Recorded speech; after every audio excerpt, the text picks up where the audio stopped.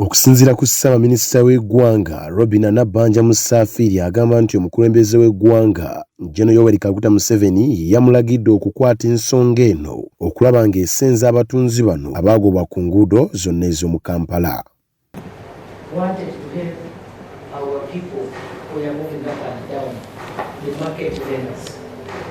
And it was like he wanted to support our people of that area, same area.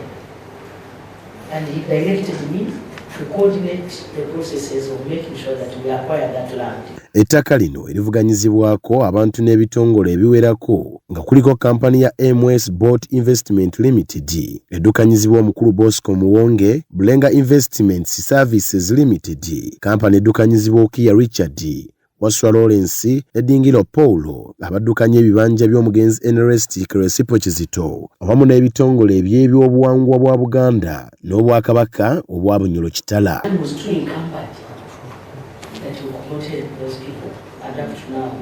So when my brother here, Mpuga, came to my office, I said, you are right, let us organize a meeting and see how best we can have these encumbrances. NABBANJA agamba nti ekigendererwa ky'olukiiko kyali kya kugatta enjuyi zonna n'abakwatibwako abalina emigabo ku ttaka eryogerwako okulaba nga bafuna enzikiriziganya.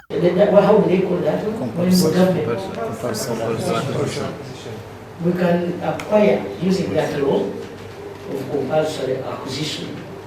But for us, we don't want NRM does our thing. We do our things different. Kati Obwakabaka bwa Buganda nga bukulembeddwamu Omulangira Kintu Wasajja. Kati ekibinja ky'Obwakabaka bwa Buganda kyakulembeddwamu Omulangira Kintu David Wasajja, ate Obwakabaka bwa Bunyoro Kitala bo ne bukulemberwamu Ssaabaminisita waabwo Andrew Byakutaga era nga mwabaddemu ne Katikkiro waabwe Prince Mugenyi Ruchunya.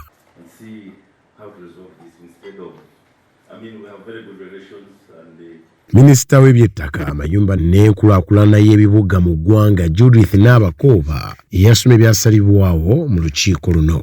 Kyokka Nabakooba yalabudde ekitongole kya Kampala Capital City Authority KCCA obutafubutuka misinde mu kugula ettaka lino erivuganyizibwa kubanga obwannannyini tebunnaba kulongoosebwa.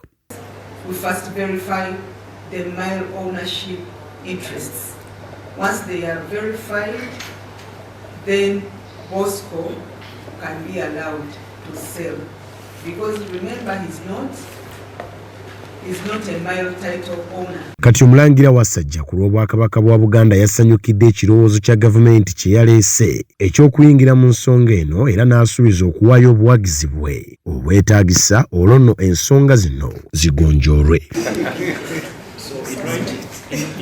In writing our petition, we enclosed certificates of titles for all the plots that Boost is selling to government which belong to the kingdom. Kinajjukirwa nti olukiiko luno lwakola akakiiko ak'ebyekikugu akagenda okuddiza Ssaabaminisita alipoota era nga kaweereddwa wiikisi 2 zokka olunno ensonga zino zisobole okugonjoolebwa ddala. Abamu ku baabadde mu lukiiko luno mwabaddemu kanso ow'ekitiibwa era Honorable Mathias Mpuuga ng'ono y'omu ku abo abaakiikiridde Obwakabaka bwa Buganda. Thankfully, we represent with my brother the kingdom and then part of the Crespo estate. He's talking about 9.6 acres. Martin Bosakali Subula, Dream TV, Amakungote.